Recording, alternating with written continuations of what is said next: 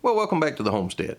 In today's episode, I'm going to be doing a little bit of prep work for the kitchen cabinets and how I'm going to hang them. And there's several different ways that you can attach cabinets to the wall. You can use a French cleat system or screw them directly to the wall or whatever. But the method I'm going to be using is just to screw the cabinets directly to the framing lumber of the house.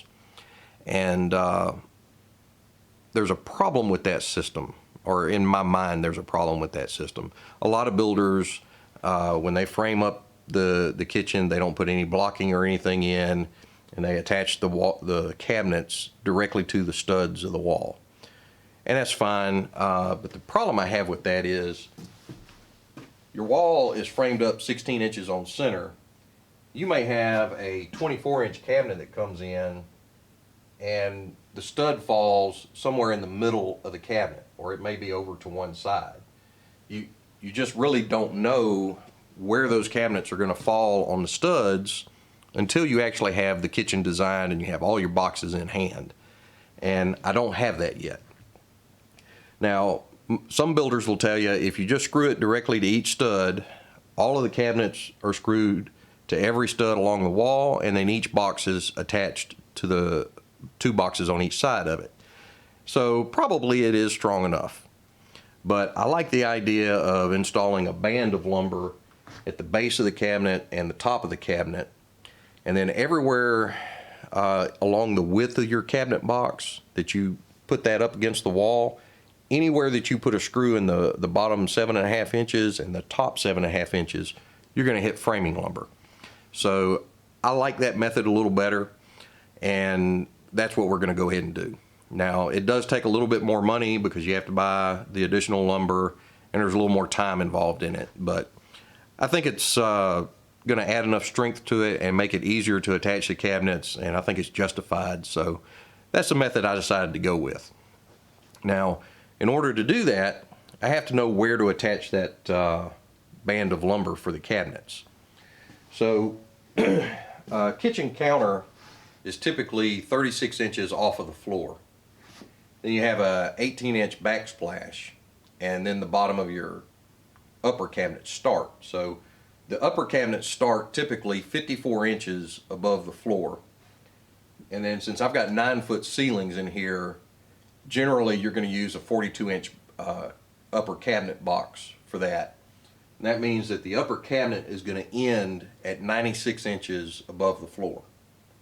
So what I'm going to do is I'm going to go around the wall and I'm going to mark 54 inches, and then I'm going to mark 96 inches, and I'll install a 2x8 block between every stud all the way around the kitchen, just above that mark and just below that mark, so that when I go to hang the cabinets onto the wall, anywhere that I put a screw in the bottom 7.5 inches or the top 7.5 inches, I know that I'm hitting framing lumber and that the cabinet is going to be secure to the wall. So unfortunately, I can't find my chalk line, so I'm going to have to mark each one of these by hand. So let me go ahead and do that, and then once we've got that marked, we'll get our saw set up and start cutting some lumber.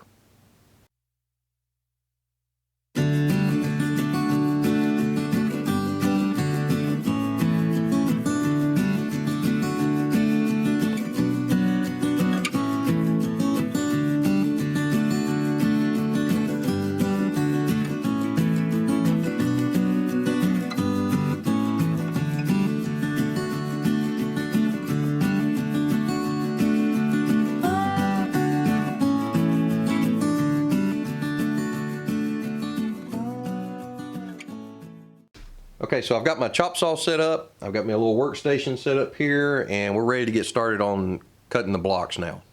The reason I set this workstation up is I'm using a Craig jig to make the pocket holes on my blocks. And the reason I'm doing that is you can toenail in from the top and the bottom, but typically whenever I do a toenail, a lot of times I wind up splitting the lumber, or I just never feel like I get a really strong connection with it. And with one of these pocket hole jigs, you get a hole that your screw will slide down into so that the head doesn't protrude past the surface. And then also there's a pilot hole for the screw, so your screw gets started at the exact angle to come out in the middle of your wood and make a good strong connection to your framing lumber. And these little jigs, they're easy to use. I think I paid maybe $19 for this. It comes with the two-stage drill bit that drills the pocket and the pilot hole at the same time. And I don't know if you can see this or not, but the tip of this drill bit, can't get it to focus. There we go. The tip of this drill bit has a small portion here at the end for the pilot hole, and then a large portion for the head of the screw to go down into. So it makes an easily reproducible joint that's good and strong, and I feel more confident in my skill set using the Craig jig than I do just toenailing in to ensure that my joint is a good strong one. So that's what I'm going to be using. I'm going to be doing that here on this little workstation. So let's go ahead and get started and see if we can't get this knocked out.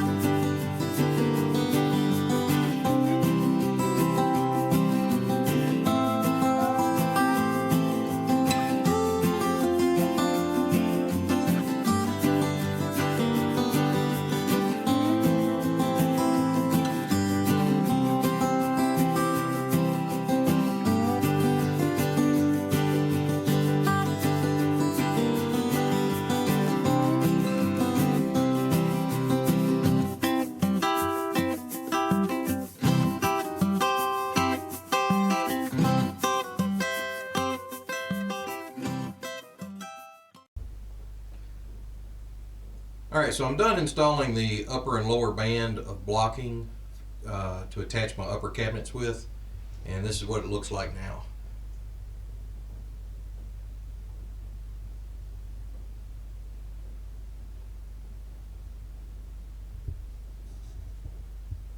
All right, so that does it as far as putting in the blocking to attach my upper cabinets with, and I think the kitchen is probably ready now for us to put our sheetrock in it.